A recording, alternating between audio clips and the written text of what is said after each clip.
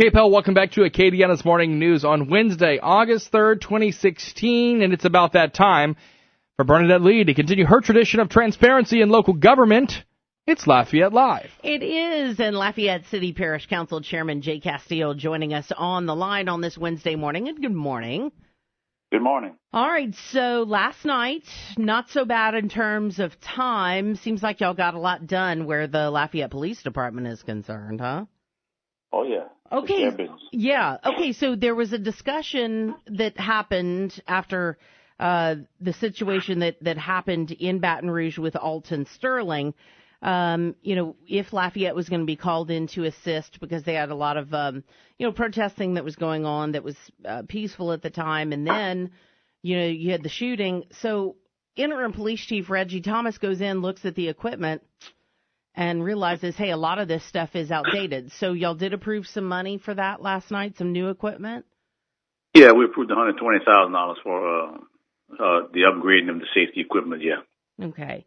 Now, this upgrade, I'm assuming, will it pretty much cover the entire department? Yeah, it's going to issue everybody their own gear. Some may get more than others, depending on what team they belong to. Mm-hmm. So could see some changes there. Now, yeah, absolutely. Let's talk a little bit about this other thing where Mayor President Joel Robideau was talking about the idea, and now it's come forward, you guys voting in favor of this, and that is having a deputy police chief. What is this person going to do, basically, in your mind, and why did you approve it?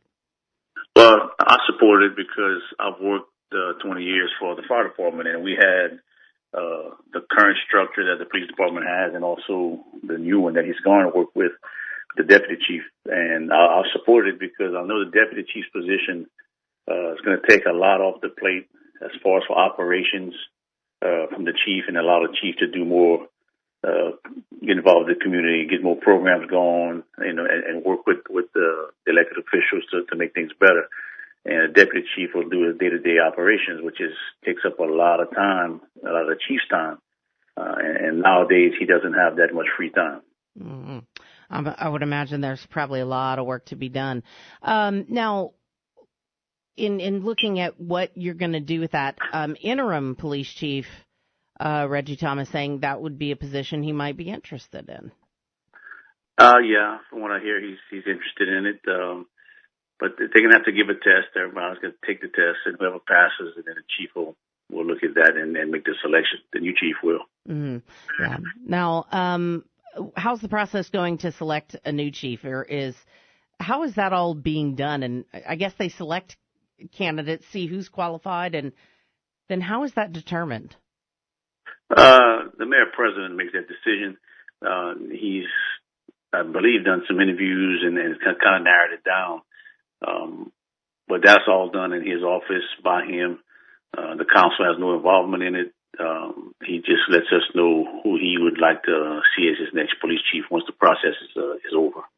So one thing y'all will have to do is budget hearings start tomorrow already, huh? Yes, ma'am. So what's on the agenda for tomorrow? What departments are coming by tomorrow? We have fire, police, public works, and capital appropriations tomorrow night. Oh, boy. Okay. So what time is all of this getting started? It starts at 1 o'clock tomorrow afternoon. Okay. So are you expecting any huge surprises by anything?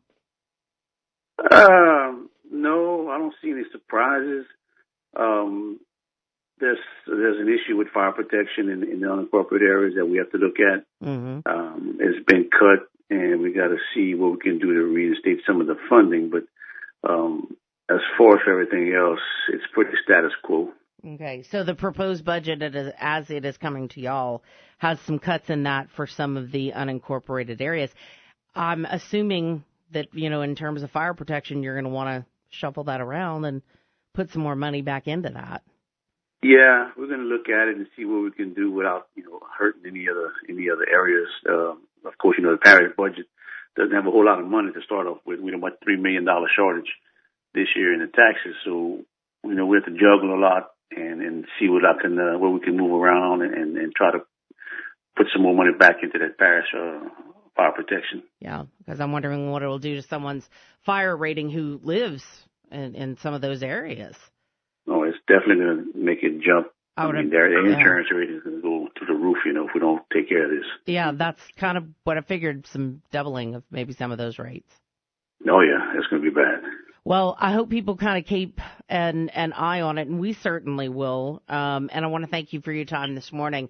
And we will try to check in with you again next week as well, Mr. Castille. We appreciate your time. No problem. Appreciate it. All right. Thank you, sir.